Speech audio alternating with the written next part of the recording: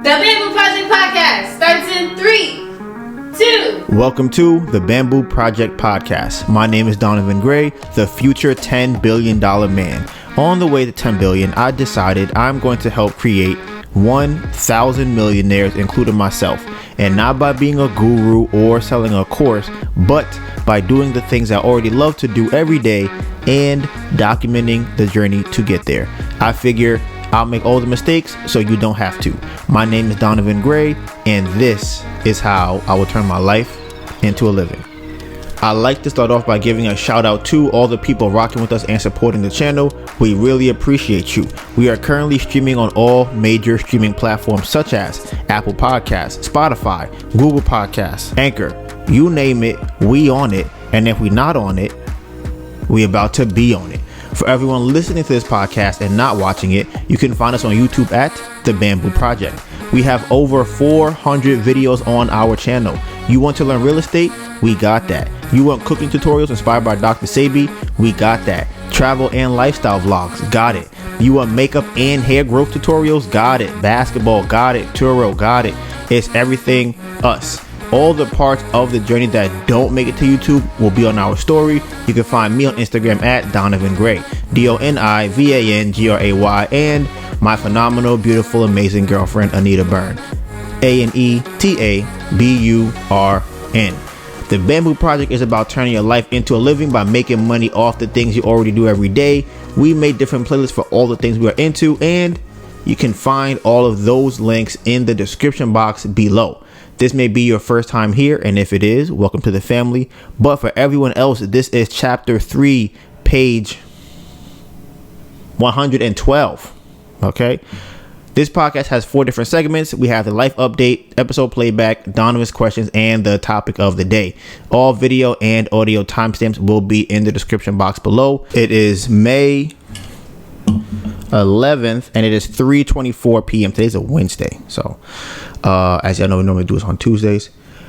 But so as y'all already know, before we get to life update, I like to start off with the screen time, and the reason I do that is because if I don't take advantage of my phone, then my phone is taking advantage of me. Last week, it was actually 10 hours and 5 minutes, and the last 4 days has been 8 hours. So last week, it was 10 hours and 5 minutes, and the week before that, it was 10 hours and 41 minutes I was on my phone. So that's already a problem. But I already know, as I said before, at this point, I just chalk up to an environment thing. I feel like I can delete the app all I want to, and then I'm going to sit in the house and be bored. So my getaway is honestly YouTube. I feel like it's not Instagram that much. So I spent 32 hours on Instagram, on YouTube last week, and 14 hours and 44 minutes, 444. Listen, we've been seeing, these numbers. Some of y'all believe in them, some of y'all don't. My thing has always been, whether they're real or not, I mean, let me see how can I put this. I believe they mean something. What they mean, I don't know. And how to decipher it, I haven't figured it out. I do know there was a certain part of our life where we would see 1234 all over the place. And I had looked into it before. And as far as seeing the time, there's a theory for it, or like a science behind it, that they say once you think about it, you're going to see it more often. And personally, I could see why somebody would think that. It's similar to the theory where they say, you think about a Toyota, you're going to see more Toyotas. Or when you get a new car, you see your car everywhere, right? So at first I was like, okay, that's a reasonable, logical explanation for it. That's always how I felt, right? But it started getting real weird. And it got weird to a point where it wasn't as though I was seeing a number everywhere. Just, I might see it on the clock or whatever, something like that. For me, the most prominent time that I remember seeing it was I was going through my email, right? And I'm trying to clean it out because, as y'all know, in 2022, we have thousands of tens of thousands of emails in our email account, right? So I told myself, you know what? I'm gonna try and almost like delete like a couple hundred a day or something like that. Just as much as I can per day. That was my thing, to try and get it down to a manageable number. So like the first day, I'm just deleting mad numbers, like a whole bunch of, not numbers, mad emails. And then when I'm finished deleting them, and honestly, here's how I was deleting them too. I was deleting them like, let's say I would do, I'll go to my email and I would say, okay, every email that I have from Home Depot, I will go and check it off. Every email I have from, I don't know, Target or Staples, go and check it off, right? I would do that. I finished doing that and I had 1,234 emails left to delete. And I was just like, come on, that's not like, what are the odds of that? That's like a mathematical thing, a random mathematical equation that led to 1234. So I was like, okay, that was like the one for me. Like, okay, this is just not about seeing it everywhere. Like, this is just a strange thing. So when things like that happen multiple times, where I'll pause a movie, it's at 1234. I get a text, I check the time, it's 1234. I'm doing math on my phone, the number is 1234. A lot of times I've seen this happen with like videos we're editing, right? We're editing a video. I'm like, you know what? I'm gonna cut this out, cut that out, cut this out. Boom, 1234 is the remaining time of the video. And I'm just like, okay, like it's just it to me. Like I said, I don't know what it means. I don't know how to decipher it. I just know that it's very strange. So for people who are into the numbers, some people, what I have seen online is that it says that 1234 means that, like, just keep going, keep pushing forward, right? Very generic term, just keep going forward. You're on the right path, keep going. And originally I thought, okay, is this like one of those lucky number things? Is this one of those, whatever it means, it's something fun to play with. So I go, okay, and you can keep pushing forward. I always thought it was my lucky number. That's what I always thought. Oh, it's my lucky number, 1234. I keep seeing everywhere. So most recently, like over the last, I can't even, maybe 3 weeks or a month or so, I don't even see that number really anymore. The only thing I see now is what I guess people are called, I guess they're called angel numbers or something. It's just the repeating of numbers. 111, 555, 222, 444. It's like 6. I haven't seen 777 yet. And honestly, I haven't seen 999 either, or 888. But I've seen 111, 222, 333, everything up to 5 pretty much is what I've seen. Anything after that, I haven't really noticed it anywhere. And like I said, I'm seeing it in the most random of places. Like, okay, this is strange. The time, we're on the road. You see a license plate. You see an address. You see the signs. It's like, okay, you just seen the time, other people posting it. I'm like, okay, I'm seeing this a lot more. So what they are saying is that, what some of the articles online say, is that now you're going into like the next phase of your life. That's what a lot of those numbers usually say they mean. So I just think it's funny because we literally are going into the next phase of what our life should be. So that's something that I find to be interesting, and I guess we'll see if there's any bearing on these numbers. And that's also, like I said, part of the reason why I'm just kind of chilling, because I already know, like I said, once the house is finished or whatever, is go time. Like, there's so much things that we have to do, I feel like, to catch up on. Like, personally, I feel like COVID did take 2 years from us, but it's also one of those, I guess you would call it a blessing in disguise. Or I feel more comfortable saying this. I think it's more of an opportunity, and we decided and chose to take advantage of that opportunity, because some people had affected by COVID and they're doing a lot worse. We were able to have our rent paid. We didn't have to really work.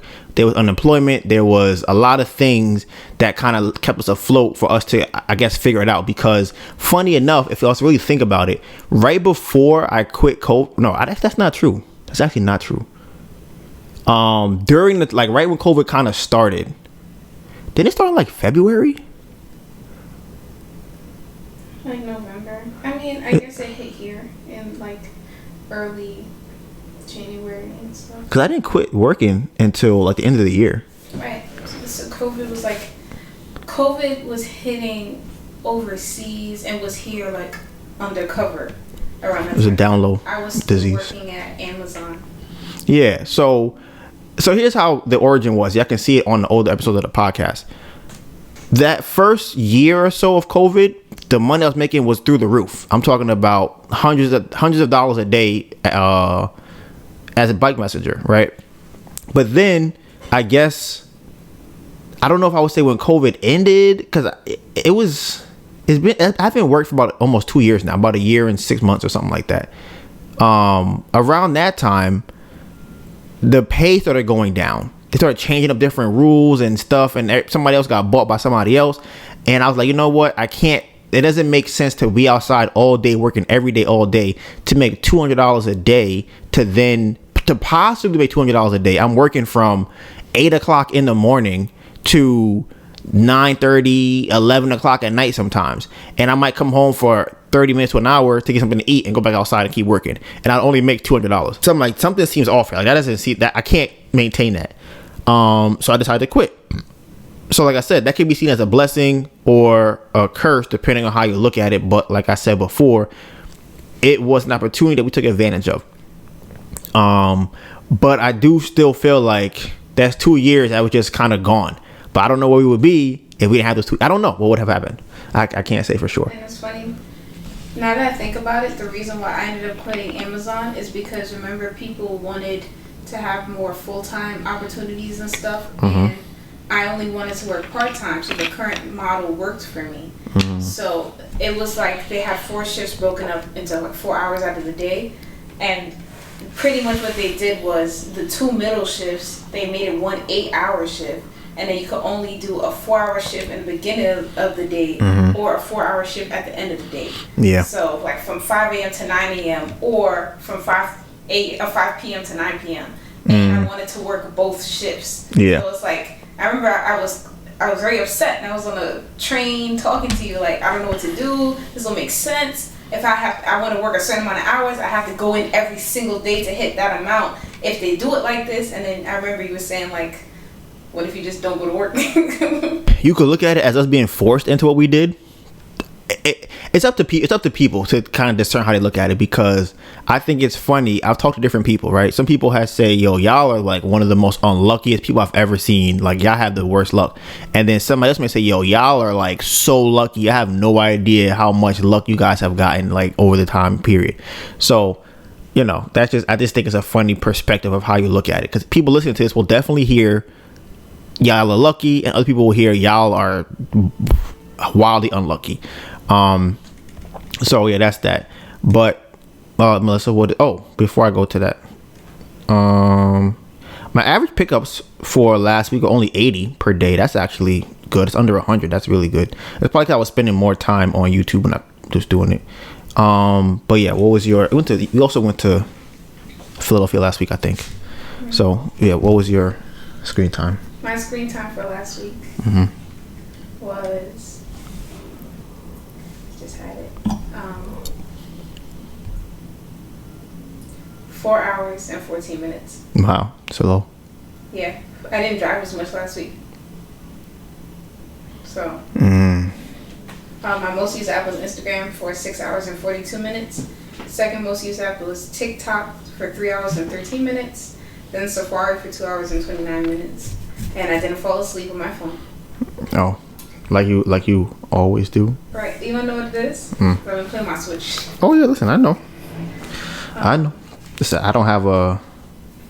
I might download the parental control so I can see. On your Switch? Yeah. Oh. If I have space. So yeah, I had 127. No, I had. My average pickups every day was 127, and the first app I used after pickup was Messages. So yeah.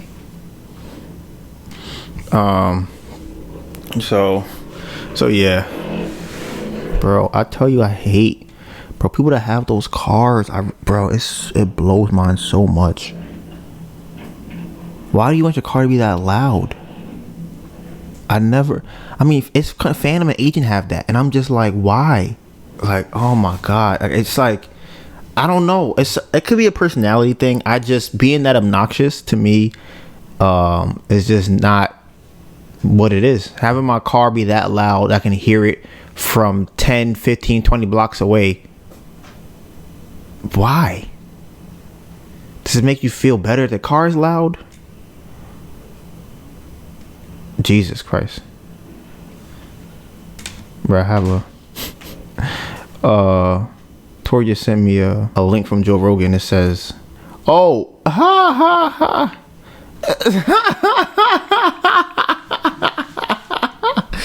I thought Joe Rogan, bruh, I thought he sent me a Joe Rogan and Ben Shapiro interview. Right? So I clicked on it. He sent me one of the old podcasts. Your podcast? Yes. It's episode 19. Uh-huh.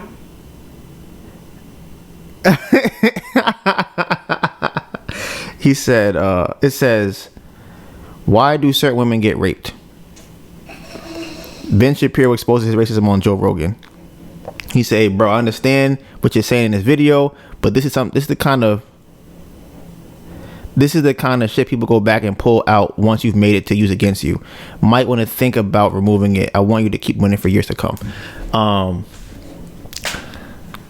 Did they recommend that to him? That's kind of wild. I had to ask him about that. I'm gonna call him. Well, I gotta call him back later. Damn, that's funny. I mean, listen, that make you click on it, cause you know what it is. I mean, he probably did watch it. I don't know much of what he watched though, but I'm pretty sure I had a very strong argument. As to why. I think I remember it. You were just saying that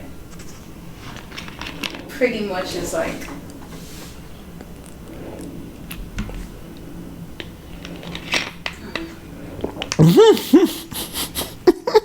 That's why we can't do podcasts. I'm not gonna say nothing. I ain't get myself caught up. No. What you mean? Well, you gonna say what I said? What I thought you said, but I don't know. What do you think I said? I feel like you said something along the lines of like, oh, the woman. I wouldn't say be less agreeable, but it has something to do along the lines with like you kind of create and choose your own path and stuff, something like that. I feel like, but that's why I didn't want to say it, because I'm like, I don't know for certain exactly how to phrase what you said. Yeah, I don't really remember what I said, but if I had to guess what I said, it was probably something along the lines of some people are targeted more than others. That's probably what I said, which is probably true.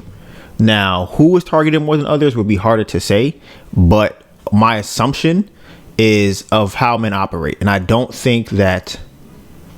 I'm gonna listen back to that. That's a wild one there. Right, and if you want to have that out, you're just gonna have to keep that in your mind. Oh, listen, babe. You know me. I put it out there on purpose, knowing that it would possibly come back to me. That's why I put it out there. I understand that, but I'm like, if somebody asks you about it, you can't blank on what it's about. I'm gonna say, did y'all watch it? What did I say? If you say I don't know what you said, then why are you bringing it to me? I don't know what I said either. What we talk about? I don't remember. Tell me what I said, and I can repeat to you what it was and why I thought that. This was episode 19. That's over almost 100 episodes ago. Listen, you just So I'm gonna see. Yeah, they definitely. I think they flagged that one too on YouTube. Yes. I'm pretty sure that one is like they're like, whoa there, buddy boy. What you're saying in that title, in that thumbnail, my guy. So yeah, I'm listening to it right now. Let me see my 10 seconds. I need to move. I can't be around this person. You in the video. You literally in the beginning. Like anyway. Damn. I don't want to be nowhere near this person. Amassing a large amount of wealth is about having your money work for you. Now, You said what? You sound like you couldn't slander yourself. Bruh. what they don't tell you when they say that, I got a light having too. your money works for you means having somebody else work for your money. Your money doesn't work for itself. You spitting. Go to the timestamp. I'm looking. Okay, here it is. Timestamps? I do. It says why women get raped and should take responsibility.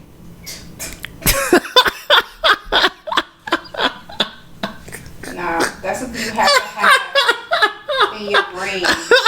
Like, oh yeah, I know why I said this, dog. You can't be. Bruh. Okay. I said this before in the podcast. I don't remember if I did, but I'll say it again. The reason why I say that women need to take responsibility for the rape that happens to them is because if they do not take responsibility for it, what they are doing is they are allowing the man to still have the power over them. They are allowing the man to still dictate their life. Is that proper? Yes, that's right. That they need. This is what I believe. So I think that women should understand that rape can happen, and that they should take precautions against it. The reason I say that, people like to say, "Oh, Donovan, people rape, and the men should stop raping." And I'm like, sure, men should not rape. 100%. I do not disagree that men should not rape women. Any man that rapes a woman should be given a death penalty. The death penalty, if he actually raped her, he should be put in jail for the rest of his life. And honestly, he should be put in solitary confinement for the rest of his life. Not in just jail. He should be put in solitary confinement for the rest of his life. That's where he should live. And I think they should allow them to get raped too. I think if a guy rapes a girl, I think it should be a law that you're allowed to get raped in prison. I think that should be a law too. Mm-hmm. Yep. Mm-hmm. However, yep. The problem is that some people are crazy. Asking a man to not rape a woman is like asking somebody with Down syndrome not have Down syndrome. It doesn't work like that. A person that's gonna rape you has mental instability. Something is wrong with them. Something is deeply wrong with them. And just telling them, hey, don't do that, that's wrong, is not going to fix that problem. So because they have that issue, you as the woman need to go, okay, there are some crazy ass men out here. I need to understand that I don't want to put myself in a situation where I'm more likely for a crazy ass dude to be crazy with me. That's why I say it's on the onus of women to fix these problems, because I feel like a lot of women go outside and feel like I can do whatever I want and I shouldn't get raped. And it's like, you shouldn't get raped. 100% shouldn't get raped. Does that mean you won't get raped? No, it doesn't mean that. It means that it's a possibility you can get raped. As long as you have that in your mind, you go, okay, am I going to walk down this dark alley that I've never been to before in an area that I've never seen? Am I going to go on a date with this guy that's giving me real rapey vibes? No, I'm not going to do that. That's not what women do. There are a lot of people who and I don't think this is really true. They say that they don't see the rape sign before they come. I would argue that you see them the majority of the time, but you ignore them. The majority of the time, I think people see them and they ignore them. Now, okay, what were you saying, Melissa? That's not because get me tight. Because it's like that's why I hate what you hate? I hate how you use your hyperboles or whatever, because that's the first thing people are gonna like comment on. That's the first thing I comment on when I have my arguments with you, because it's like, no, I did not go outside covered in honey and wonder why the bees bite me. That's not what happened. So you can't say don't go outside covered in honey, because that's not helping me. Because that's not what I did. I didn't go outside covered in honey and wonder why the bees is on me. Okay. That's my problem. Okay, so let me ask you this: how do you think girls get raped? I think that drugs are involved. Okay. Yeah. Keep going. What else you got? Okay, like, because I'm like, that is all 100% wrong. That's why I feel like girls shouldn't be. That's why I feel like people shouldn't do drugs. Someone could drug me. Someone could drug me. Where and how did they drug you? They put something in my drink. Where? At a restaurant. So if that's a possibility, don't go to restaurants. What's the solution for that? Like, give me a breakdown scenario. You going to a restaurant by yourself? Yeah. After work, I was hungry. To get something to eat. Okay, and a waiter brought you your drink at your table by yourself, and slipped something in there. You passed out in the middle of the restaurant. He dragged you off and raped you.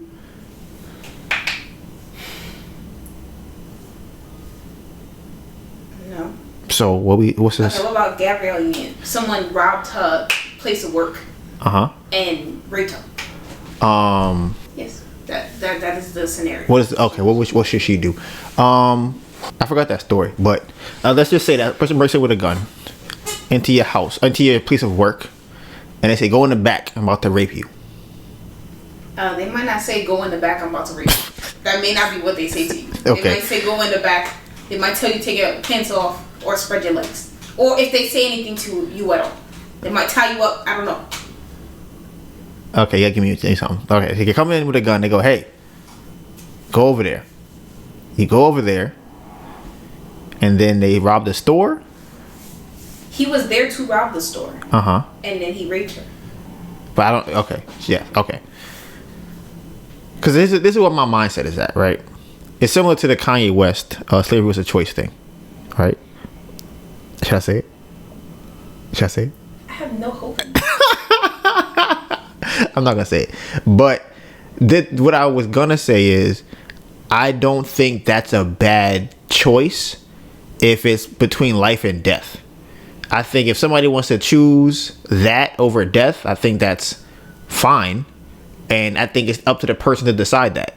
I know someone who has said that they would rather die than be raped. You can say that, but you haven't been in that situation. I agree. I agree with you. But what I'm saying is that if that is how if you're in a situation, you go, listen, you gonna try that with me? I'm gonna fight you until you kill me. So okay, here's what it is. I got it. What he was saying in his podcast was that. Why are you referring to yourself? Whoa, it's a different person. I'm watching it. Remember, that's a different person than me. Why are you referring to yourself as? Because you told me that it's different people. They're not the same person. So this is another. What are you talking about? You told me Zendaya. Are you acting? You told me Are Zendaya. You acting? That's not what we're talking about. Either way. So what I was saying was that to take responsibility for it. That way it can be, you can try to change it in the future. That's what my whole thing was. So if that happens, you go, okay, listen, I know that it's possible somebody could come in here with a gun and try to do that with me. Okay, I'm gonna try whatever things that I happened before, I will try to change those things in the future so it doesn't happen that way again. But that's not what you're saying. You're saying that like women should take precautions to avoid that. Right. But you're talking about it as if it happened to a person already. If it hasn't happened to me before, how would I know how to prepare for that? Right. That's what I'm saying. You take precautions so that it doesn't happen. But what precautions would you take in that scenario? Make sure the doors is locked before you go to the back. And break the door. Make sure you hide when the door gets broken in. Like make sure you go inside and lock the door somewhere. I don't remember the story specifically, and if I did, I could probably tell you what I would recommend. But if he's at work, and I think if it's late and somebody comes into the place when it's supposed to be closed, and you there by yourself or with a person, I think she was a guy. I forgot what he did. The guy was two girls. It was her and another girl, her and two other girls. Her and another girl, I think. I feel like she did something to help the other girl get away. Like I vaguely remember her like doing something to protect the other girl. I think the other girl ran out or something. Something happened where the other girl left, or she didn't help her. I don't know if she didn't help her. Yeah, I mean, like the other girl didn't try to help stop anything or anything like that. Yeah, I guess I gotta see the story. I don't remember it now. But as I think the whole basics of what I'm saying is that. But that's the problem, because it is very basic. Like it's not. I meant to say basis. The basis of what I'm saying. Either way, the problem still is that it's very generic. So it's kind of like it can be hard. It's going to be hard for someone to hear that, because no one wants to hear that the terrible thing that happened to them is their fault. Because essentially, by putting the onus on them, that's what you're saying. Like you're saying this sentence and saying that it means something else. Mm-hmm. And the first thing that you said is this. Okay, this is because the basis of what I'm saying is to still feel like you're in power. That's what I'm saying. Because, but that's what I'm saying. That's I'm giving the steps of how to do that. Because somebody said, "How do I do that?" What's the name of the video? Why you want to see the video? What's the name of it? Of my video? Yeah. Episode 19. Why do certain women get raped? Ben Shapiro exposed to racism on Joe Rogan. So, what you're saying? What you're saying is that certain. Well, I don't want to say what you were saying in that video. Okay. That video was a standalone video for itself. And for you to try to explain to me what you said in the video from that time, I feel like it's not going to be accurate. But I know, that's sometimes I tell you the basis of what I'm saying. But after hearing, but do you understand what the problem, like what other people perceive the problem to be? sure, they say I'm victim blaming. But my issue with victim blaming is going, once you do that, you go, it's not my fault. I couldn't do nothing. So like so now what? Now what? You can't, like, you don't have no power at all to try to do anything. Because I feel like it's better to say I tried to do something, it didn't work, as opposed to being like I can't do anything about it. I have no solution for it. It happened, and it just happens to me. I'm the kind of person that happens to. That's my whole thing. Is like you could take some power or feel better about it if you can say, you know what, I fucked up by letting X, Y, and Z happen. Going forward, I'm gonna make sure that I'm not in situations like that again. And it's possible it can happen again. But it's like, to look at that moment and go, well, things just happened to me, I feel like is demeaning the power that person has over a situation. I just read the Gabrielle Union story, pretty much.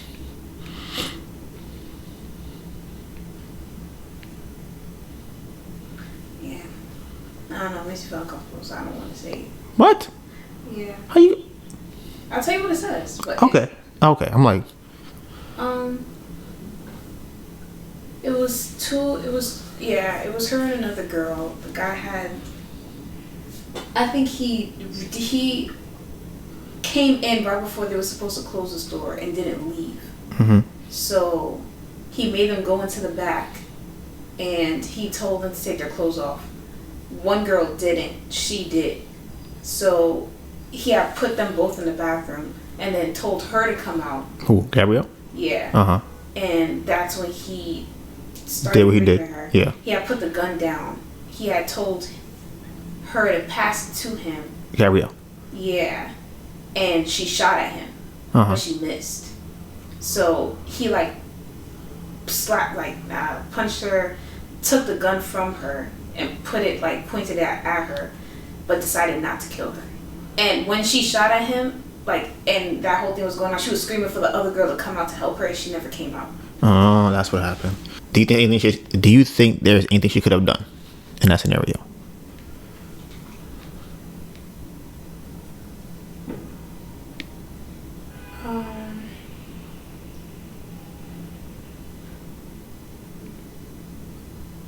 So I'd probably not take her clothes off.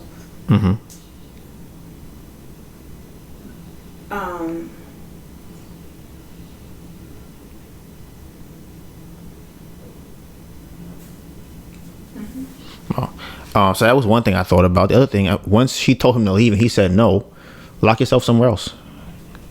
Call the police. He had the gun pointed at them. Well, you said that he came in when he wasn't supposed to be, right before they left, and they want him. That's not a crime yet. I know, but if they're telling him to leave and he's not leaving, isn't that a crime? If you're in Starbucks, I'm saying you got to leave. They're like, I'm not leaving. All right, okay. Yeah, but I was still. The thing is, you have to gauge whether or not you're in danger in that situation. So if I'm still trying to gauge what's going on and then you escalate, there's nothing for me to really do at that point because you already escalated. If you pull a gun out at me, it's like, do I run now? When you have the gun pointed at me? And where am I running to? You could try to run. You could run to a place. I'm like, he told him to go somewhere to the back, and then they to a place where they couldn't lock the door. What do you mean? If he's saying go over to that place over there to get undressed, and then come out from that place didn't have a door on it or a lock or anything. It was a bathroom. There's no locks on the bathrooms. I don't know. But I'm just saying, I'm like, there should definitely be a lock on the bathroom. It's a bathroom. What are you saying? I'm saying that there are different situations where she could have done something differently. That's what I'm saying. So I don't understand how you're trying to. Okay, if somebody comes into Starbucks and tells you, go take off your clothes and go in the bathroom. That's not. Sure. Okay. And then they say, now come out the bathroom. He didn't tell them to come out. You told me you said to come out. That's why only one of them came out. He told her to come out the bathroom. So she came out. Another one, I guess she was going to be next, or she didn't come out or something. That's it. These are things that could have been done to help or to stop the other thing from happening. Can you understand why someone would think that not doing the thing that the person was trying to harm them is telling them to do would put them in a worse situation? Sure. I understand that. She could have got killed. Mm-hmm. So there's two options. You gotta make a choice. When you're in the bathroom with no clothes on, somebody has a gun, and they say come out. You can either come out or you can not come out. Do you think she has that choice? Okay. Sure, she has that choice. So she chose to come out. Alright. She could have chose to stay in. Who knows what she could have stayed in and got killed or not got killed.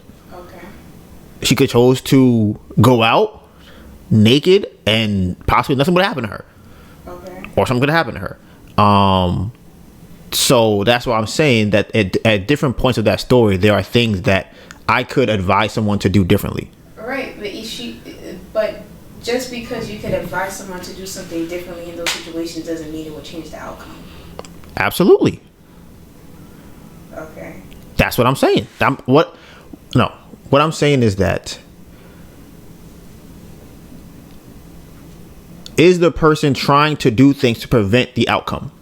And if they are doing preventative things and that outcome still happens, what happens then? They learn from it. Do something else the next time. That's what I'm saying. Do you disagree with that? If that's not something that needs to be said. What do you mean? So okay, if someone comes to you, because this is the thing about this conversation, is that I'm speaking about it from a logical standpoint of preventing this from happening again. And based off the last couple of weeks of the podcast, you're talking about how the person feels after me saying that thing.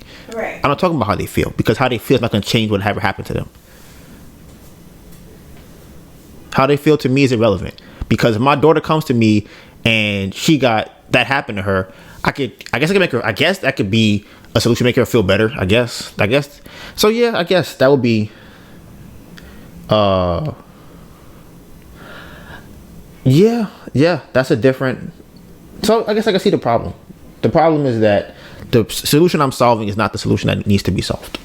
The solution is how they feel. That's not how guys look at it, because no guy looks at being attacked and goes, "I want to feel better." They go, "I want that to never happen to me again." So you think about how can I make this never happen to me again. That's how the majority of guys look at it. Like I don't think that if I got raped, like if somebody gets raped in jail, people tell them, "Bro, don't let him spit on you. Bro, don't sit at that table. Don't go over there. Don't say nothing like that to him." That's what they say. They don't talk about, "Bro, how do you feel? How do you want me to make you feel better about that happening to you?" It's not that though, because you're saying something different. Okay, right? What am I saying that's different? You're not asking how the person feels. You're saying this is your fault why this happened to you. Yes. Right. Mm-hmm. So let me ask you this. You have a son. He gets raped in jail. What do you tell him? Wait. He tells you he got raped. "Mom, I got raped in jail." What do? You just cry? Like what do you say to him? Damn, that's crazy. He got raped at school. What do you like? Your son gets raped? What do you tell your son when he gets raped? What do I tell him? Like what do you? What do you say? What do you say? I would probably ask questions. Like how did it happen? Who did it? And where? Probably ask questions. Okay, so he answers those questions. Do you just go? You just that's it? You leave it at that? No, I mean obviously something I want something to be done either with the person or with whatever allowed that to happen. Yeah. So in there's certain videos I've watched. There are certain things that guys do to other guys to let them know they're gonna rape you in jail, or things that will get you raped in jail. Okay. So they say, "Bro, if you don't want to get that to happen to you, don't do these things." That's how we look at it. So if somebody gets raped, it's like, bro, shouldn't have been doing that. That's how we look at it. So when I hear it happens to a girl, I'm like, okay, how can you avoid it from happening again? That's how we look at it. When, based off our previous conversations, the better solution would be to make her feel better. But from a guy, we see that as patronizing. So that's why we don't really do that. Cause it's like I'm kind of calling you weak. Like, bro, how you feel? That shit was probably really bad, right? Like, oh man, did it hurt? Like, oh, I hope it doesn't happen to you. That's what I'm saying. You don't have to do that. But I also feel like you shouldn't be like, well, if you weren't wearing that dress, or if you weren't leaving work at that time of night, or if you didn't get in that cab by yourself, what would you have me to do differently? I was at school, I was at work, I was at the doctor's office. Like, what are you saying that I should have done differently for this to not have been the outcome? It depends on the scenario. Each scenario is different, and that's why I'm saying that each scenario would warrant a different response. So if you are at school, are you going into a locker room full of guys to drop something off? Like, I would say, don't do that. Don't go into a locker room full of guys for a football team to drop off paperwork. Tell somebody else to do it. Say, I'm not going in there. There's a bunch of guys who are just play football, who are not wearing no clothes. I'm not going in there to give them that. So you could give it to them. I'm not going in there. If you at a doctor come and try to touch you, and it's like, I want a female doctor. I don't want no male doctors in here. I don't want a male doctor touching me. And I want my clothes off, or I want someone else in here with me while the other doctor is in here. I don't want him with me by myself. That's what I'm saying, to look at like, okay, how can I be preventative from this happening? But that's the male solution. The solution that would be for how the person feels is not that. It would be something else, how to make them feel better, by saying it's not your fault. That's what makes them feel better. It was not your fault. You had nothing to do with it. It wasn't you. People are just really crazy out here in the world, and things like that happen. That makes somebody feel better. They'll feel a lot better. Oh, God, okay. It wasn't me. It's just crazy people out here, and I did nothing wrong. They're going to feel better. But it's just two different ways of looking at it. Two different problems being solved. So, yeah, like I said, that is my take on it. And guys understand it. I think women will have a harder time understanding it because it happens to them way more than it happens to guys. I'm pretty sure it does. I'm like 95% sure. I feel like it has to. So for everybody that it happens to, it's not your fault, and people are crazy, and I'm saying what makes people feel better. That's what I'm saying. That's what makes them feel better. If I say this to you, it is. You don't believe it though. You just said you. I don't, but it's not. You just said that you don't. So why are you saying it? Because it makes them feel better when I say it. Not if you don't believe it, Donovan. What you mean? You have to believe. You have to believe the things that you say. So if your mom came to you and dryly was like, "Yeah, you look real nice today," you'd be like, "Oh, you're being sarcastic." Like, "Oh, you make it fun of me." So you don't say things you don't mean. Just. But here's the thing, I do mean it to make them feel better. I'm solving a different problem. The problem is to make them feel better. If you want to feel better, these are the words I would say. It is not your fault. It wasn't you. People are crazy, and they should never do that, and they should be locked away and never let to see the light of day, and we should have laws in place that prevent that from happening. Yes. Yeah, absolutely. Yes. That's what we want. Yeah, sure. That's what they want to hear. So, okay. Now, for people who don't know what to do in a situation like that, try and be preventative. That's what I would say. But that was a very interesting throwback to that podcast. Yeah, listen. There's a lot of wild stuff in those podcasts from before. I can tell you that right now. But let's moving forward to conversations that Melissa and I have had recently. Do you feel something you want to talk about before I go to the next topic, babe? No. You seem like you're annoyed. I am. Why are you annoyed? Because I'm like, you're annoyed. So what annoys you about what I said? People want to ask you questions, and I'll be like, just talk to Donovan. Don't ask me nothing about what this man said. Is that why you're annoyed? Yes. Cause you don't mean harm. Like you be agree with you be saying that, and you be saying something over there for whatever reason. I don't know why. Listen, if people listen to my explanation, they'll understand what I'm saying. Like you said, it's not to mean harm. I don't want to harm anybody. I want this to never happen to anybody again. And like I said, any guy that gets caught raping somebody should be in solitary confinement for 100 years. That should be the minimum jail sentence. Like the bare minimum is you raped her. We have proof. You are going to jail in solitary confinement for 100 years. And we have 10 guys that rape you before you get in. Or maybe once a week you get raped. I think that would probably be for 100 years. Different guys. I think that would be a reasonable punishment. I like that. I think that's a good point. What do you think about that? That's a good one? Like I said, you are going to be the cause of many stress for me. Why is this? But you're not telling me why you stress it out. Why you stressed? Why is what I say uncomfortable to you? People aren't always going to hear you out. Mm-hmm. They're not going to know why you said what you said. They're just going to have the thumbnail. But I don't care. I know. That's why I'm annoyed. But why? But that's not. Why does that annoy you? Because you go keep doing it. But you're not telling me why that annoy. Why does that annoy you? What does that make you feel? I think that's a better question. Should I get my feelings wheel out? Emotion wheel. Embarrassed? You feel embarrassed? Let me check. You think you feel embarrassed? Okay. Let me see. How do I define embarrassed? Because ain't nobody want to be the girlfriend to the man. You should take responsibility for your rape.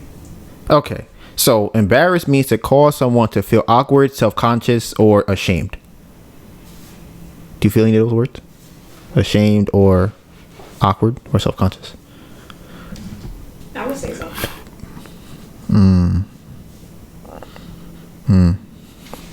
Do you feel humiliated? Humiliated? No. Mm-hmm. But it's just gonna keep coming up. This is like, and I have not built it up yet. It's not. I think here's the thing. Do you understand or agree with what I'm saying? Those are two different questions, by the way, not the same. I understand what you're saying. Do you agree with what you're saying? You know how I be feeling like I look like a man majority of the time? Sure. Do you think that's a good feeling? No. Oh, I don't think you quantify it as a good feeling. Because, okay. Me, when I look like a man, I don't think anybody gonna rape me. So is that a bad feeling or a good feeling?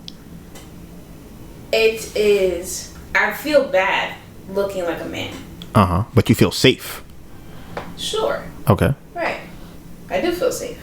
I don't feel like anybody's paying me no mind or nothing like that. Mm-hmm. But I don't feel confident or good in my natural state and being in that state. Okay.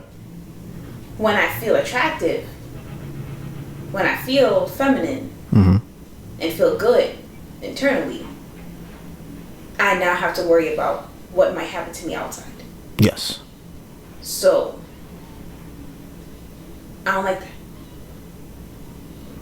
Okay. Why don't you like that? I should be able to feel good and go outside feeling confident without having to worry about someone attacking me. Why do you feel less confident when somebody might attack you?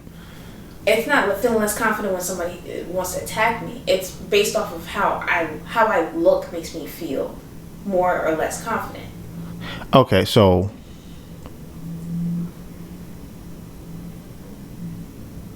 you feel more confident that someone will attack you when you look attractive outside. More confident. I feel more confident in myself. But in terms of, more attractive. Do you have confidence in defending yourself from someone attacking you? Confidence in defending myself? Yes. And getting out of a situation where someone might do that to you? Probably not. I think that's why you feel like that. And this is this is what I think. From this conversation, this is what I'm thinking. Okay. I think I figured it out. I figured out the victims and blaming this stuff. Okay. I feel like when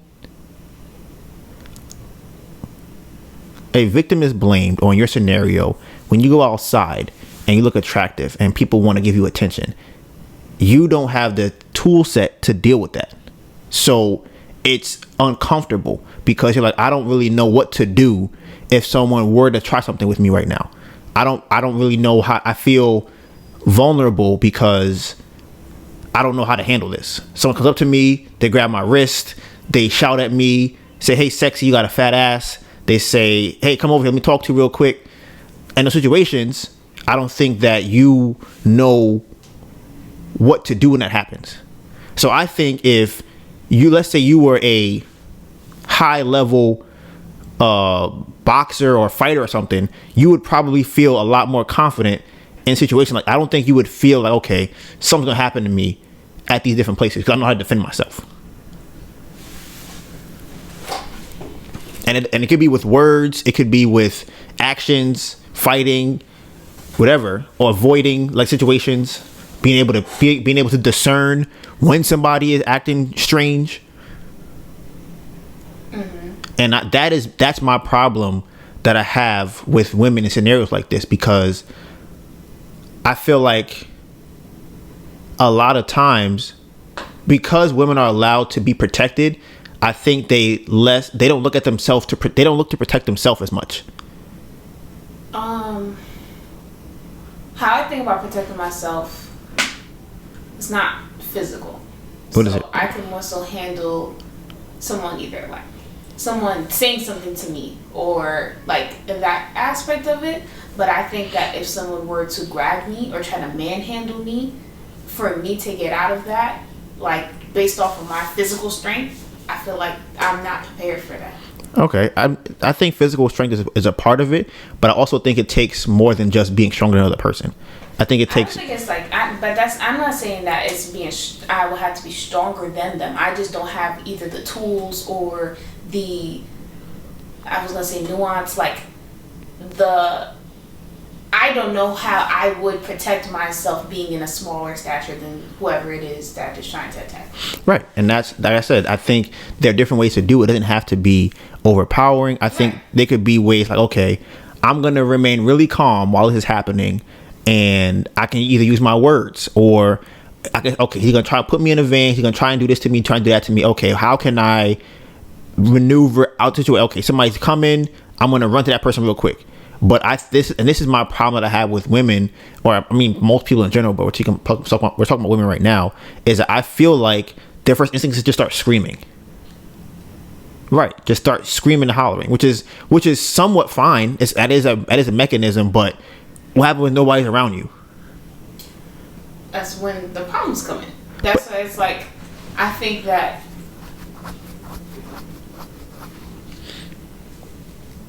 definitely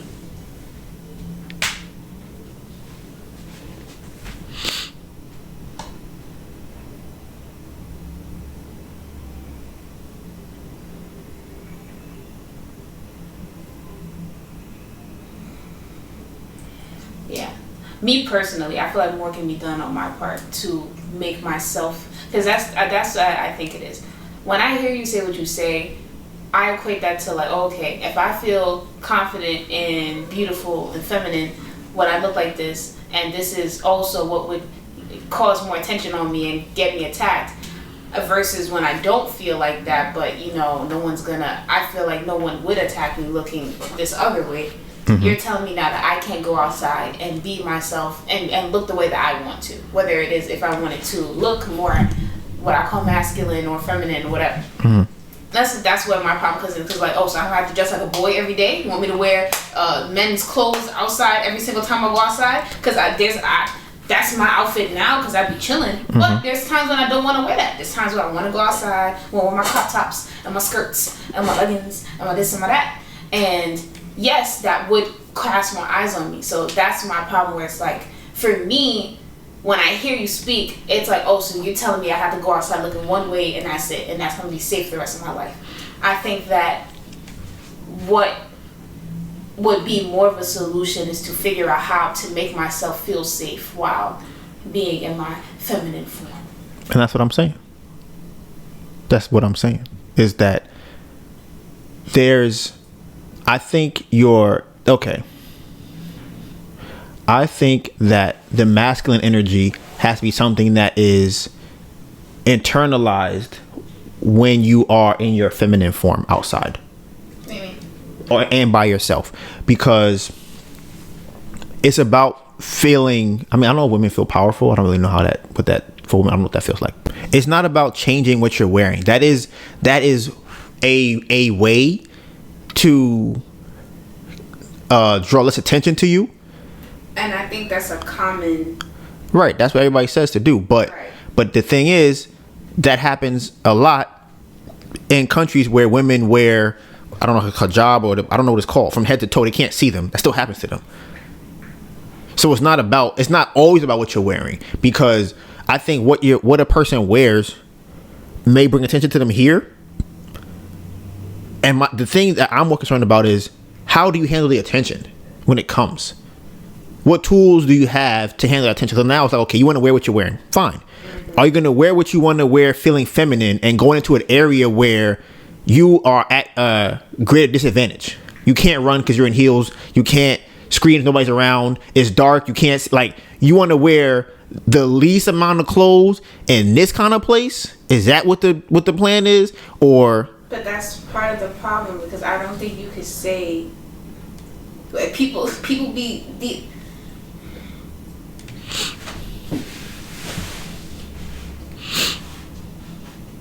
no one is looking at a place where they could get raped at and be like, yeah, I want to go there, and be like, yep, this is what I'm thinking might happen to me. Does that make sense?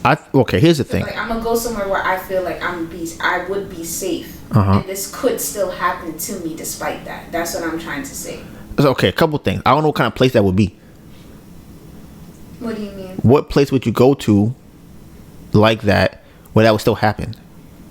You don't know the intentions of people. So the place doesn't dictate the intentions of the people that are there. Okay, so then what are you go to a bar. Okay. By yourself? I may not be by myself. I may be with friends. My friends could have left early. My cab didn't get here yet. But that's what I'm saying. These are both things that, if your friends leave early, hey, can y'all stay? Because I'm gonna be here by myself. I don't want to be here by myself. Okay, that's one thing. Go to a place where you could be going home. You could get dropped off. You about to go inside, and the person that dropped you off drives off before you get inside your house. Sure, but these are things that I'm saying. Say something. Hey, do you mind just staying here until I get inside, in case something happens? You look down the block. If somebody comes down this block when I get out the car, okay, because I guess those are my things that I'm talking about. Be more aware of something can happen to me. So let me just look around. Okay, because I'm gonna say a lot of times, but sometimes when it happens to people, they're going into their house. Someone walks up behind them, runs in the house behind them, and then kicks the door down after they walk in. They don't kick it down, but they hold it open. If you see somebody walking down the block and you about to go inside your house, let them walk by. Don't go inside your house yet. Don't put the key in. Just stand there a little bit. Jingle your phone. Play with your keys. Whatever. Jingle your phone. Play with your phone. Jingle your keys. Let them walk down the block. Then go inside. Don't just be like, okay, I'm walking in my house. There's a person coming up behind me. Well, I'm gonna unlock my door anyways. Don't do that. Cause that's how they go. Oh, I'm about to wait till she's about to close it. Boom, open the door and run inside with her. Don't do that. But these are things that I'm talking about, where if a woman thinks it's her fault or she has a power, let me put it that way. If she thinks she has the power or the responsibility is on her, then she will do more things to go, I'm going to try to avoid it from happening. But if you tell somebody it's not your fault, you can't do anything about that. What are you going to do? What are you going to do? Are you going to act the same way? You're not going to change nothing, because you're going to be like, well, it's not my fault. I ain't do nothing wrong. All right, cool. So keep doing the same things that you were doing before that got you in a scenario you didn't want to be in, and see if it changes. It's probably not. I feel like there's a way to deliver that message without saying that it's their fault. Because it's not like I said, hey, come over here and rape me. Okay, be more aware. But it's take responsibility for that. Even before, can you get this, child? Even before it happens, go, you know what? My goal is to try to prevent this from happening. You go into a parking lot, you're like, damn, My car all the way over there. Nobody's in the parking lot with me. Shit, how can I figure? Let me ask you right now. Somebody come to the park. You got your car other side of the parking lot. Well, first of all, I don't do that. You gonna do what? Well, you gonna do what? My car won't be that far. Okay, that's a step. That's what I'm saying. That's one thing. I'm not parking my car all the way down there at the end of the parking lot at night and go. Nah, I'm not doing that. I put my car right in the front. That's one thing. What's something else you could do? You come like, let's say your car is parked over there. Let's just say for whatever reason it is. What's something you could do to prevent that from happening?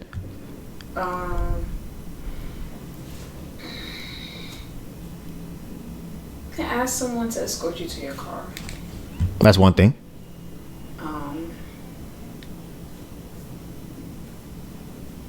You know, it comes out to whether or not they could escort you. Right. Probably call someone and be on the phone with them. That's another thing. My favorite thing to do. And I'm not really a fan of that one too, by the way. Why not? I don't think nothing's gonna really happen. Like, it's hard. I gotta call the police. It's like, yeah, but at least you actually know what's happening. It's like, oh no, you with your red shirt, what you doing over here? With your green pants? if you're doing that, but are you gonna do that? You make sure you do that. I mean, Don't be You got his green pants, shirt, black hat, tattoo on the wrist, ass. You gotta do all that. Mm-hmm. But these are things I'm saying that would. Yes. Okay. That's what I'm saying. Okay. I've been in that situation, so I hear you.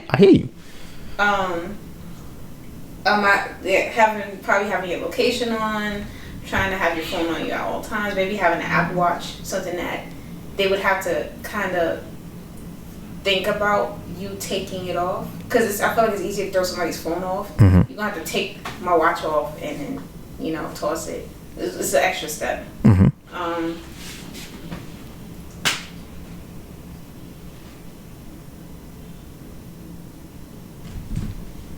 One thing that I've been, I don't know, just trying to be more aware. Like, I know for me personally, if I pump my own gas, I have to remind myself, because I get fixated on things, I have to remind myself to not, like, just look at the gas nozzle, like, I have to kind of still be aware, or the one thing I like about our car is that when I unlock, that's why I like using the button to unlock it, because no one can hop in the car with me, because all the other doors are still locked. Mm-hmm. My door is open. Mm-hmm. Or if you are coming in the car with me, you're going to have to get in the front seat. Mm-hmm. So, yeah. Yeah, I think that's smart. But that's not how everyone's situation is set up. Everybody's gonna be different, and like I said, one thing I thought about as a preventative measure in the parking lot is say, hey, can you watch me get to my car? Because in that situation, it's like, okay. I mean, they can say yes and then walk away. Like, that's why. But you can walk backwards, because they might not walk away. They say, my car's down there. You mind just staying here for 30 seconds so I can walk to my car? They go, sure. Most people are gonna say yes. Most people are not gonna say, nah, I'm not gonna watch you walk to your car. Like, the majority of people, it would be very strange for somebody to go, yeah, I'll watch you, and then turn around and go in the store. Because it's not like a long time. And you could do a quick little jog to the car. I'm just going to, all right, thank you. Appreciate it. Give me a little head nod. Thank you. I got to my car. They're going to be all right. And my whole thing is just think about protecting oneself. That's my whole thing about it, because it hurts me that it happens to people. That's the problem. I'm like, damn, that's crazy. How do we stop this from happening? No law is going to change that, because all the laws already in place to prevent that, and they're not stopping it. So obviously that isn't the problem. The problem isn't that. And that's what I was saying in the video. People are crazy. People going to do crazy things all the time. You can't be mad at a crazy person for being crazy. That you just can't. They're just crazy. But move on to the next topic. We'll just revisit episode 19. Right. Yeah, facts. That would be people gonna watch that one. Okay, so staying on the topic of conversation, I think I finally understand this communicating emotionally subject, and the breakthrough I had was recently with Melissa after the podcast, like last week I think it was, right? So Melissa has been making appointments to go see her teeth fixed and taken care of. So she was saying she doesn't want to go to the dentist, right? Or whatever they're called, the dentist, oral surgeon. And she was telling me this, we're having this conversation. And I'm just like, okay. And my first instinct, not as a guy, I'm gonna let y'all guess before I tell you what I said. Okay. She says to me, do you remember exactly what you said verbatim? Yes, I don't want to go. She said, okay. He goes, I don't want to go to the dentist. I really don't want to go to the dentist. Right. That's her first thing. So now your girlfriend comes to you. Her teeth are going through a bad situation. She's telling you, they're going to fix it, but I don't want to go to the dentist. Right. So I'm going to let y'all take a little guess what y'all think it is. Right. I feel like most guys come to answer real quick. That's what I'm assuming. Right. So now I'll tell you what I said. Right. I'm going to tell you what I thought. My first thought was, don't worry. Once you get it done, it'll be gone and you'll feel better afterwards. That's my first thought, right? Like, okay, like her teeth, I'm going to reassure her that it's going to be okay. She's going to go there and they're going to fix it and everything will be done when she leaves, right? That's my first thought. I'm thinking. I'm like, that's probably wrong. That's probably the wrong thing to say. I don't know why it's wrong. I didn't know why it was wrong. I just know that if that's my first response, it's probably wrong because I have not worked on this muscle, so I need to improve. So I'm sitting there in the bed, mind you, I'm really like thinking like, okay. I'm like, what I want to say is, it's going to be better after you go. Your teeth will be better. I'm like, that's wrong. Why is that wrong? I'm like, it's true, but it's wrong. In the last podcast, we figured out that I've been solving the wrong problem. That's what I said in the podcast last week, right? So, in that podcast, I'm thinking, okay, it's got to solve a different problem. It's an emotional problem. The problem is not what the thing is being done. The problem is how she's feeling about the thing, right? So, I said, hey, babe, you want me to go with you to the dentist? She's like, oh my God, yes. Yeah, she's like, oh, I felt so much better when you said that. Like, I actually felt better. Now, mind you, when I tell you, like, y'all obviously can't tell if y'all listening, if y'all watching, I may not know. My brain was really struggling. Like, when I tell you I was really thinking hard, I'm like, solve how she's feeling about the problem. Don't solve the problem. I'm like, okay, she doesn't want to go. Why doesn't she want to go? She doesn't like the dentist. I'm like, she knows it might feel some pain, so that probably isn't the problem either. I'm like, what can I say that solved the emotional problem? And it was me saying, I'm gonna go. And the thing why it's funny, because she didn't ask me to go or anything like that. She didn't suggest I go with her, but she said that was the perfect answer. And if you look at the words from a syntax standpoint, right, in terms of how it works to set up, nothing in what she says really says, I want somebody to go with me to the dentist, right? Because she said it to me, I'd be like, I'll go, no problem. That's good. I have no problem going. The issue now comes in how to decipher what the problem is and then giving the right solution. So, babe, anything you want to say about that interaction? Anything you want to add to that? Yeah, I just think it's the thing that stood out the most to me, or was most interesting to me, was that, like you said, it's not something. Well, that was not something that I thought I wanted, or something that I went into trying to having a conversation with you. Mm-hmm. It was just like, man, I'm scared. Like, I don't know what to do. I don't want to go. I was like, I know I have to go. I'm gonna go, but I just I don't want to go. And I remember you saying that, and I instantly felt better. Like, instantly, like, in my body. I was like, oh, okay, that feels good. Like, okay, I can do this. And I just think that it's funny because if you had said the other thing, I know that I wouldn't have felt like that. Right. And I could tell that because it's funny, when I asked her what I was going to say, she said exactly what I would have said. And I knew, I was like, I didn't say it because I knew it was the wrong answer. For sure knew it was the wrong answer. Absolutely. So I think that, like I said, that's something, it's a muscle that I'm working on right now, is like it's just trying to answer or trying to solve the right problem. Because I think a lot of times what gets confused in this conversation is that men are always told that we're trying to solve problems. That's not what women want. And that's not true. Women want us to solve the problem. We're just solving the wrong problems. That's the only thing. And like I said, if she had told me that she wanted me to go with her to the dentist, I would have said yes. But she didn't know she wanted that. She just know that she didn't want to go, right? And again, I could have said to her, all right, don't go. That would have solved it either. Because she would have said to me, well, Donovan, I have to go because my teeth and I can't chew. I would have been like, why you told me you don't want to go? Why'd you say that then? Why would you say you don't want to go if you want to go? And if I said to her, it's going to be better afterwards, think about afterwards, she would have been like, I know that. I know afterwards I'm going to feel better. It's not going to hurt, but I still don't want to go. I would have been like, so then why are you upset then? If you know you're going to feel better afterwards, what do you mean you don't want to go? You're going to feel better. So like I said, now that I realized it, it's really just, like I said, solving that other problem. And I think when I put it into the lens of emotions, like, okay, what emotion can I solve right now?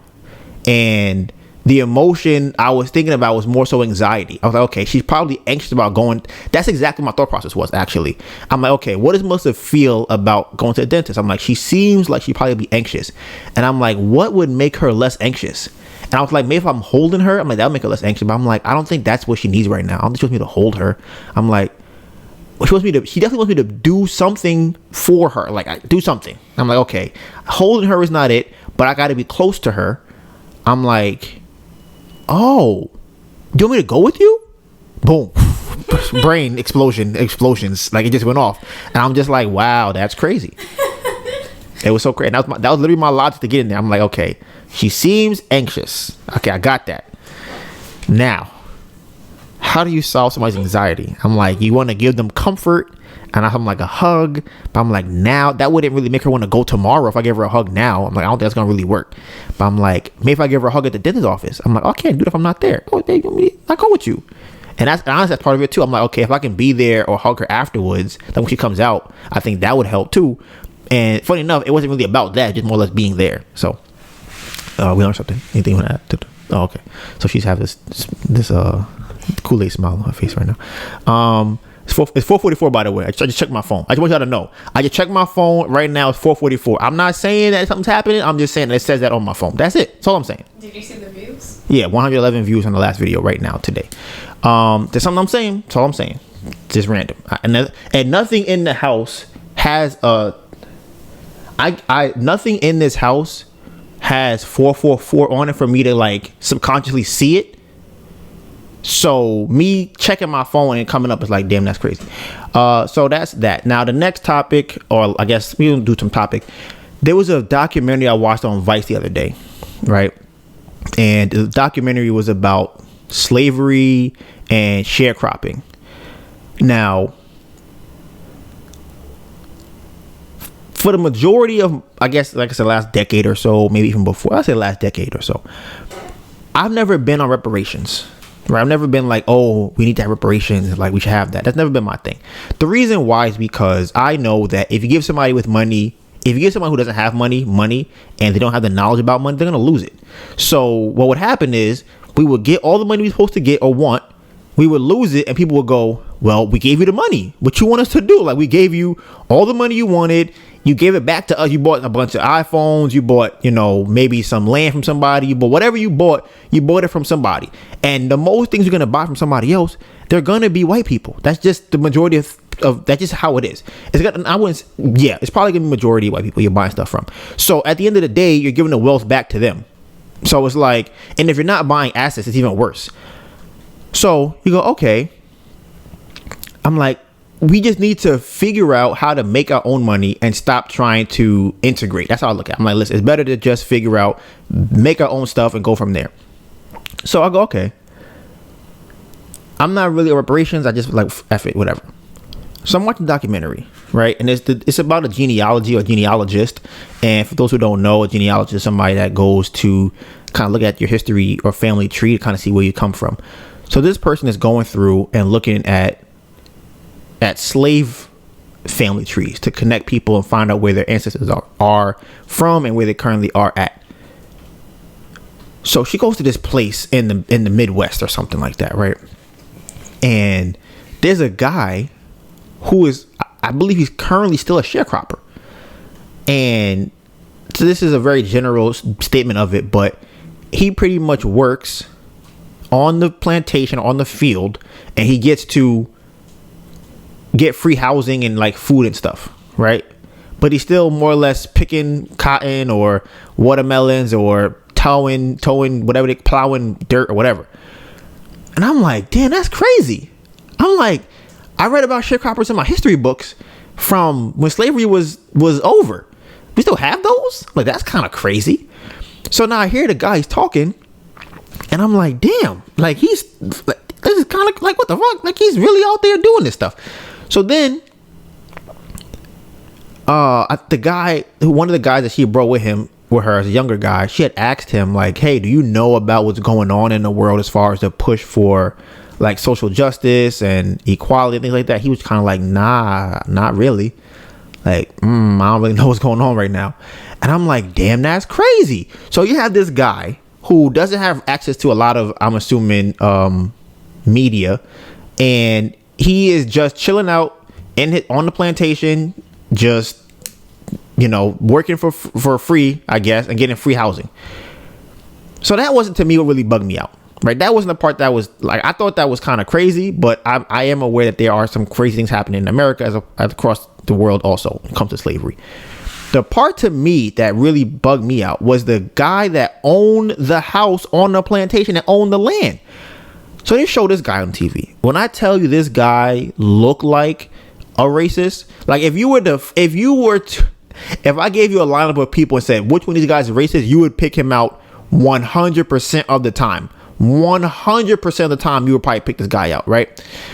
So I'm like, that's crazy. Now the guy's talking about it. He just going, the guy's asking questions.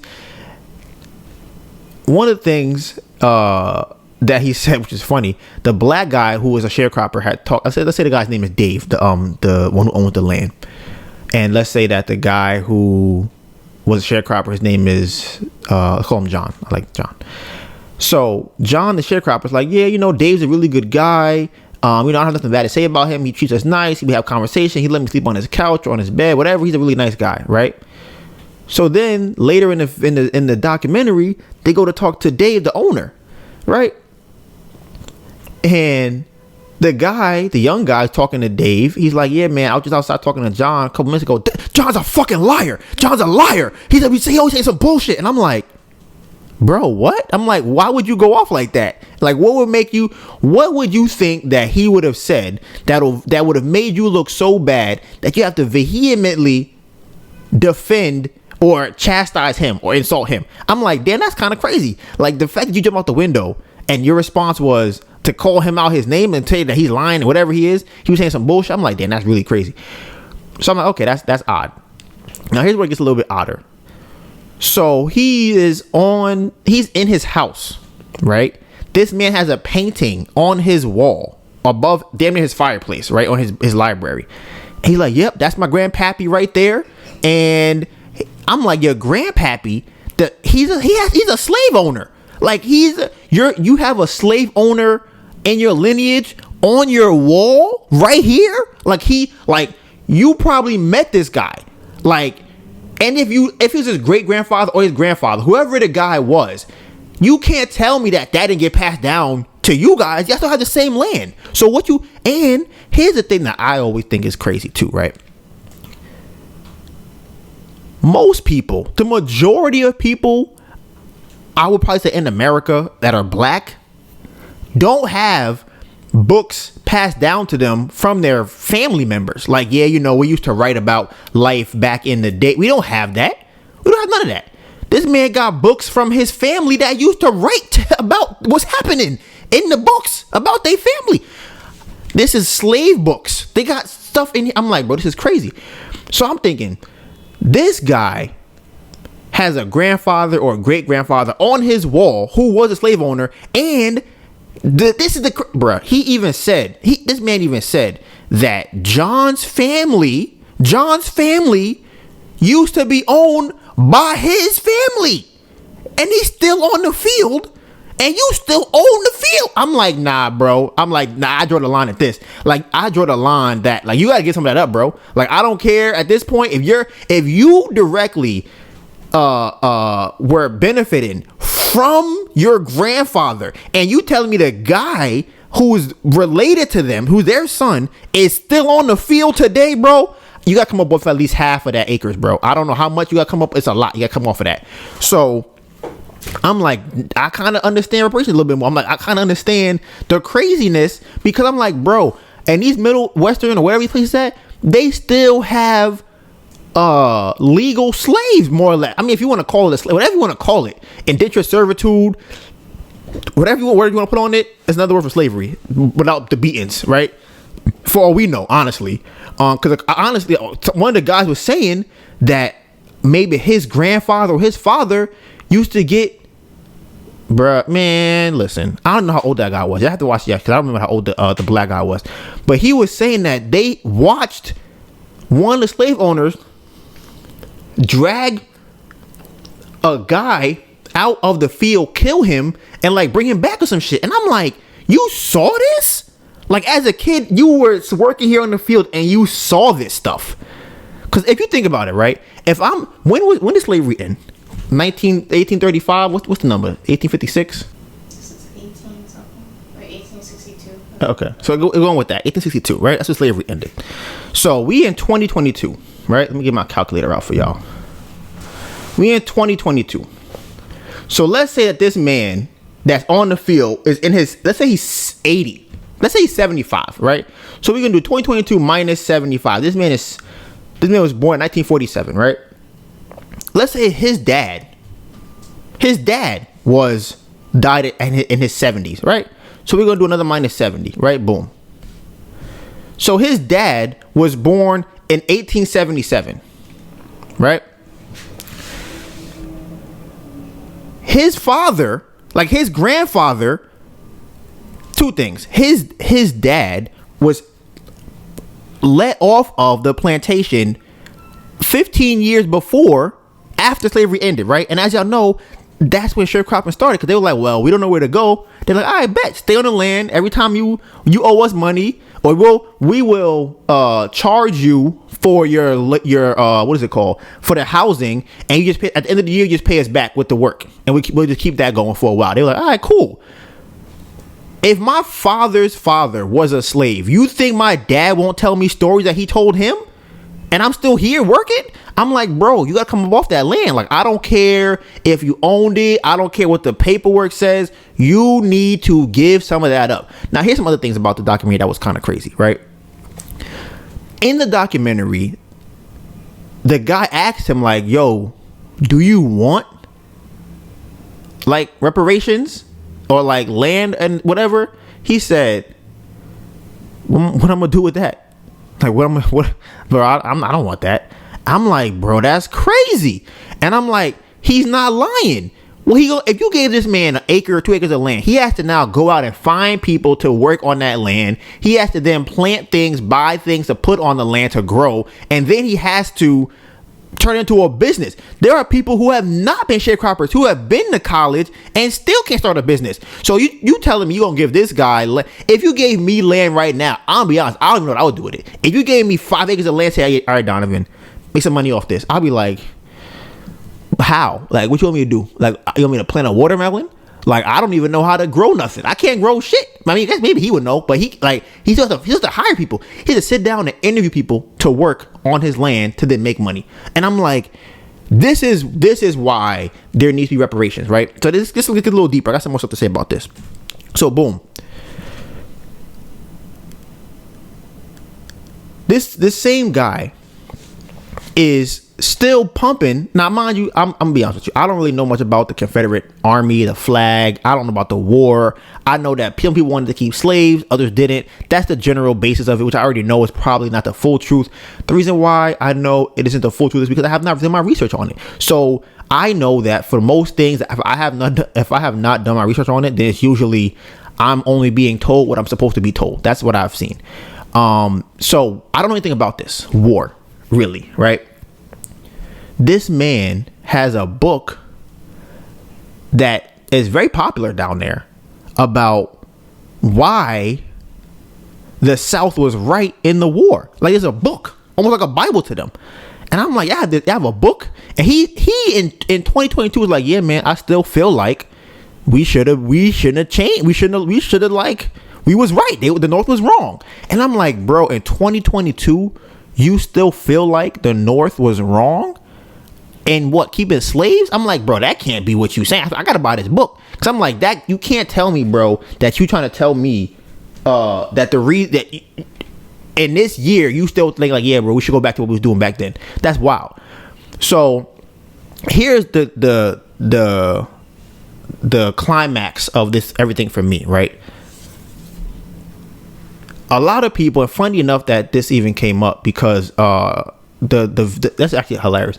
In the video that Tori sent me earlier today, the episode 19 podcast, I had said that Ben Shapiro is racist, right? And one of the reasons that I call certain people racist is because him in particular, they will say things like laws aren't racist, right? And they love to say this line too: find me a law that says that black people can't work in daycares. Find me that law. He goes, but I can find you a law that says black people should work there, and that's racist because it's affirmative action, and you are hiring black people over white people. That's racism, right? That's what they like to say. That's the argument a lot of times. And I'm actually disappointed that Ben Shapiro would even use it as an argument. I thought he'd be smarter than that, because here's the thing when it comes to that kind of stuff. If I sat down right now, right, and you gave me a book of data, and in the data, the book said most people without money are minorities, are black people.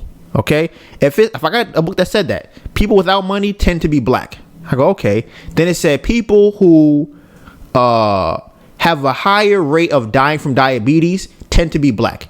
Let's say it's a data point that people have come up with somewhere, and I make a law that says we are gonna put fast food restaurants, and we're going to take money out of those areas, right? It's not about black people. It's not about black people. It's about where the people that tend to fall into this category are. It's not about black. The law don't say black people. It just say people that tend to eat more food at McDonald's and people that tend to have less money. We're going to put a law in place that doesn't allow for them to get access to more funding, access to more education, access to more resources, right? And they put that law in place. And then somebody like Ben Shapiro comes along and says, well, laws aren't racist. And you go, well, that's interesting. Well, why is it that why is it that black people are disproportionately affected negatively by the law? Isn't that strange? How does that happen? And I was thinking about it, I'm like, well, that's how that happens. Because they make these laws based off of categories or characteristics based off of data of black people. And then they push that, right? And the more I thought about that, the more I expanded on it, I was like, wow, people like that guy who live in wherever that state was, they move from there. Like they will move from, let's say they lived in, I don't know, let's say Wisconsin, right? They move from Wisconsin to New York. They move to Texas. They move to California. Some of them go, you know what? I think I'm going to run for mayor of this place. Some of them win. Let's say they don't become mayor. They might become a doctor. They might become a lawyer. They might become a police officer. And I'm like, I'm like, they just move around different places. They have kids. You think they're going to tell their kids, hey, man, you know what you should do? You should not be racist. No, they're not going to tell them that. They're going to say, listen, the South was right. Here's a book about why the South was right. I'm not saying that. I'm just saying it's a book about slavery and why it was the best thing. I'm not saying I think that. I'm just saying the book says that and you got to prove it wrong as a 8-year-old. That's what I think happens. So I'm like, okay, these people, if this guy is still a sharecropper and this other guy who owns the plantation is still running it, he probably has some slight racism in him. Whether he knows it or not, it's probably there. As long as the power dynamics don't change, he probably feels very comfortable.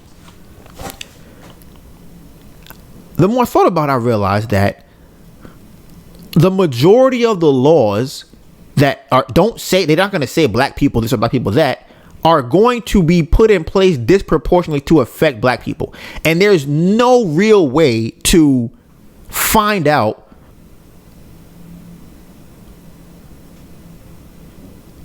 which laws are doing that or how it works. There's no real way to find that out.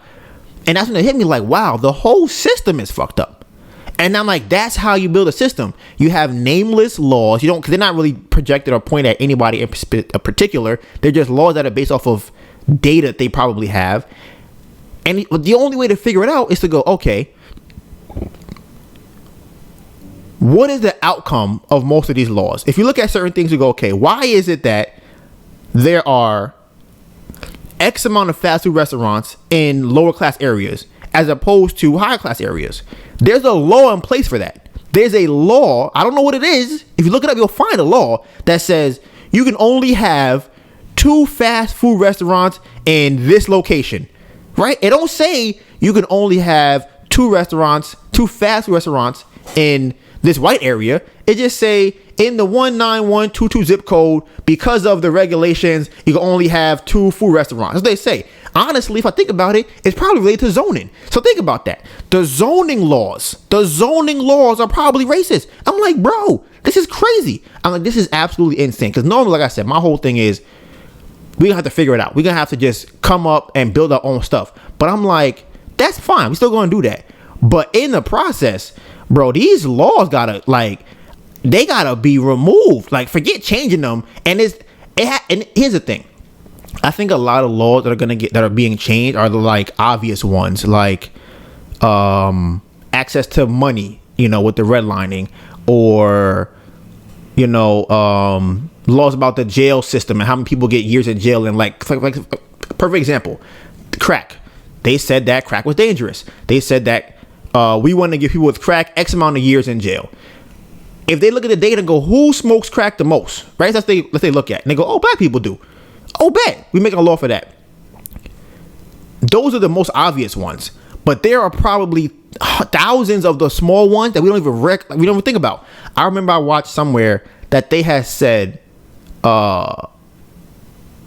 in certain areas, they would make the bridges lower so that the public bus could not go in those areas, because they figured people without money don't have cars. So only a car could fit here. A public bus can't fit through here. So they would make the bridges low enough that all the cars can fit and buses can't. Now ask yourself, right? Who's in charge of that? Who gets to choose how high a bridge is? You're not thinking about those kind of laws, right? Nobody's thinking about those laws. And if those are laws to protect them, there are definitely laws that are put in place to negatively affect us. So that's something I thought was kind of crazy. But I say all of that to say that a lot of the laws, and we should look this up. I'm telling you, I gotta talk to a lawyer or something. I gotta figure out, go through the law, all the laws of every category, whether it be food, whether it be finances, whether it be zoning, whether it be purchasing, consumer laws. All of these laws that are put in place, I need to read all of them and say, this shouldn't happen, that shouldn't be there. Something as simple as a law that says you have to now name what ingredients are in your food.